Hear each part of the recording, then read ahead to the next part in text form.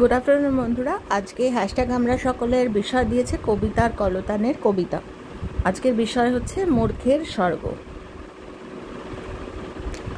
তো মূর্খের স্বর্গ, মূর্খ এবং স্বর্গ এই দুটো কথা ওই সোনার পাথর বাটির মতো আমার আমার মনে হয়। এটা একেবারে আমার নিজস্ব মত। তো মূর্খ মানে যে মূর্খ কথাটা শুনতে ভালো লাগে না, মানে শ্রুতিমধুর নয়, অজ্ঞ বা ইগনোরেন্ট বা যাই হোক।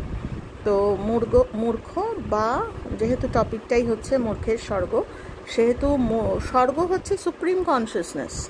মানে স্বর্গ তো আমরা কেউ দেখিনি। স্বর্গ হচ্ছে যা কিছু মারাত্মক ভালো, যা কিছু খুব মানে খুবই ভালো, যেগুলো মানে ওপরের মপর মহল বা হায়ার একটা স্টেট অফ লাইফ, সেটা হচ্ছে স্বর্গ। আবার বলা হচ্ছে মূর্খ।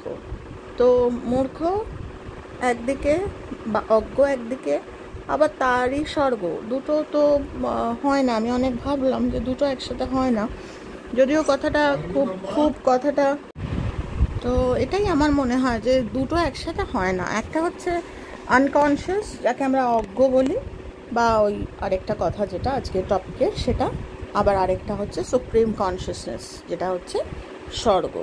তো দুটো একসাথে হয় না। তো এরকম প্রচুর অভিজ্ঞতা আছে। একটা অভিজ্ঞতা হঠাৎ করে আমার মনে পড়লো। আমি একজন খুব কাছের, খুব চেনা একজনকে আমি দেখেছি, যে জীবন সম্বন্ধে সে এতটাই অজ্ঞ ছিল যে তার ওই অত বড় ব্যবসা, অত বড়, যখন খুবই ধনী, তখন প্রতিটি মুহূর্তে সে যখন মানুষকে দিত, প্রতিটি মুহূর্তেই সে তাকে বুঝিয়ে দিত যে আমি দিচ্ছি তোমায়, আমার নিচে আছো তুমি, আমি তোমাকে দিচ্ছি। তো ইভেন তার ওয়াইফকেও যখন হাত খরচ দিত, আমি দিচ্ছি, তোমার বাবা মাকে দিত, আমি দিচ্ছি। তো এটা হচ্ছে অজ্ঞতা। কেউ কাউকে কিছু দিতে পারে না, যার যেটা পাওয়ার।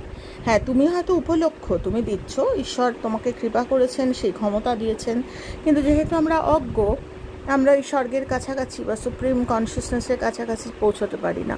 তো আমি চোখের সামনে এই মানুষটিকে দেখেছি, যে সবসময় মানুষকে প্রতিটি মুহূর্তে একটি পয়সা দিয়েও তাকে বোঝাতো যে আমি দিয়েছি। তাকে একসময় সব খুইয়ে বসতে আমি দেখেছি চোখের সামনে, এবং খুব কষ্টের, কিন্তু দেখেছি। কাজেই ওইটাই মানে আমাদের কর্মই আমাদের অজ্ঞ তৈরি করে, আবার কর্মই আমাদের ওই সুপ্রিম কনসিয়াসনেস। কী করছি না করছি সেটা যদি আমি দেখতে প্রতিটি মুহূর্তে আমি চেক করতে করতে এগোই, আমার মনে হয় ওটাই স্বর্গ। স্বর্গ বলে একটা পাক্কা কোনো ডেস্টিনেশন হয় বলে জানি না।